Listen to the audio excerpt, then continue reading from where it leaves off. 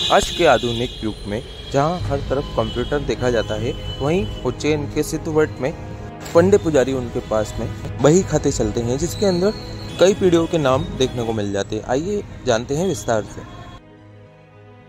हाल महाश्राद्ध में देश ही नहीं अपितु बाहर से भी कई लोग अपनी धार्मिक भावनाओं के दृष्टिगत इस अवंतिका उज्जैनी के सिद्धवट रामघाट अंगपात क्षेत्र में आकर के अपने दिवंगत पितरों के नाम से तर्पण पिंडदान का कर्म करते हैं। हमारे पास में श्रद्धालु जब आते हैं बाहर से, तो कई लोगों को अपनी दूसरी पीढ़ी तीसरी पीढ़ी के अलावा फिर चौथी पीढ़ी कौन थी नाम अधिकतर पता नहीं होता है ना।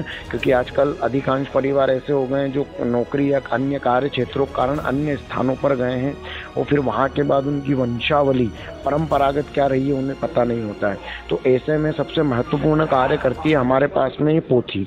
हमारे पास में दिवंगत परिवारों का एक रिकॉर्ड होता है जो कई वर्षों पुराना होता है, करीब 200 वर्षों पुराना तक हमारे पास रिकॉर्ड रहते हैं। इसमें पीढ़ी दर पीढ़ी परिजनों के नाम रहते हैं। तो श्रद्धालु बाहर से आते हैं, वो अपने ऐसे कोई दिवंगत पितृ जिनकी मृत्यु के उपरांत उनके नाम से अगर तर्पण करने के इच्छुक हों कि हम उन्हीं के नाम से जलदान पिंडदान कर्म करें, तो फिर वो हमारे पास आते हैं। और ऐसे में हम फिर पोथी के माध्यम से उनका गाँव गोत्र स्थान देख करके फिर उन्हें उनके पूरे परिवार की जानकारी इन पोथियों के माध्यम से अवगत कराते हैं।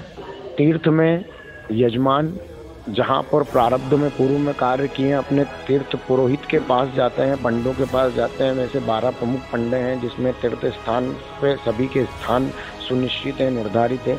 वहाँ जाकर के पोथियों के माध्यम से अपने दिवंगत पितरों के संदर्भ में जानकारी लेते हैं। आज जैसा कि आधुनिक युग है, लोग आधुनिकता का उपयोग कर रहे हैं, कंप्यूटर इत्यादि का प्रचलन में आया है, लेकिन आज भी हम तीर्थ के पुरोहित वंशानुगत परंपरा का निर्वहन करते हुए आज भी पोथियों के माध्यम से सारी चीज़ों को रिकॉर्ड के रूप में हमारे पास रखते हैं। जो भी हमारे पास आता है उसका पूजन करने के उपरांत हम उसका पूरा रिकॉर्ड इन पोथियों में सुरक्षित रखते हैं। अवंतिका उज्जैनी के स्कंद पुराण के अनुसार अवंतिका खंड में इस स्थान को प्रेतशिला तीर्थ के नाम से भी जाना जाता है। यह जो स्थान है सिद्धवट तीर्थ है। यहाँ पर माता पार्वती के द्वारा बोया हुआ वट वृक्ष है। भगवान शिव के पुत्र कार्तिकेय जी जिनका मुंडन संस्कार यहीं पर हुआ था, और उन्होंने इस स्थान पर बैठ करके माता पार्वती ने तपस्या की थी, और भगवान श्री कार्तिकेय जी ने राक्षस का वध करने के उपरांत अपनी शक्ति को इस नदी में फेंका था। तो इस स्थान को शक्तिभेद तीर्थ भी बोलते हैं।